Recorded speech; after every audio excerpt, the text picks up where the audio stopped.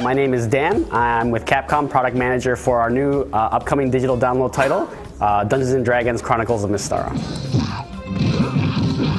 So we've taken the original Dungeons & Dragons arcade games, so Tower of Doom and Shadow over Mystara, and we put them together in one downloadable package. So it's a double pack. You know, we've taken the original arcade experiences, but we've also added a lot of new features on top of that as well.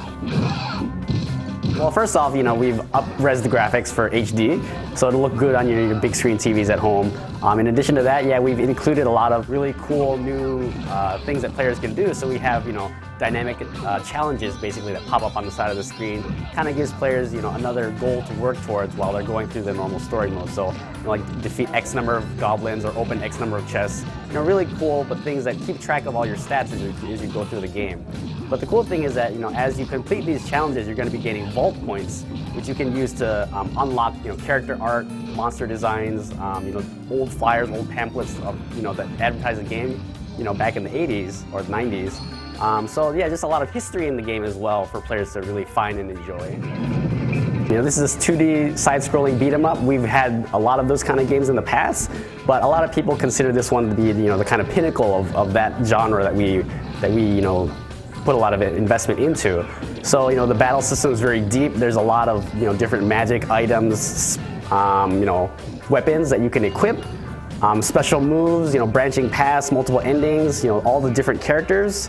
There's 6 selectable characters in Shadow over Mystara, and they each play very differently. So there's just a lot of depth for a game that came out such a long time ago, and it still holds up very well to this day. The games actually came out on console only once for the Saturn, the Sega Saturn back in the day, and then it was only released in Japan.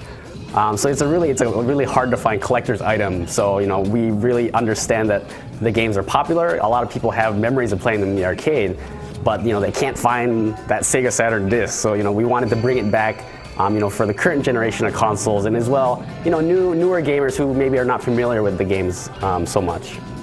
A lot of the older gamers who really remember playing these games in their childhood, you know, they really feel nostalgic, and they're really happy to see them come back, you know, for this year, that's Capcom's 30th anniversary. We're kind of going back through our older, you know, library of titles. We have a really rich history, so we wanted to kind of pick up the ones that we know that the fans have been requesting for a long time.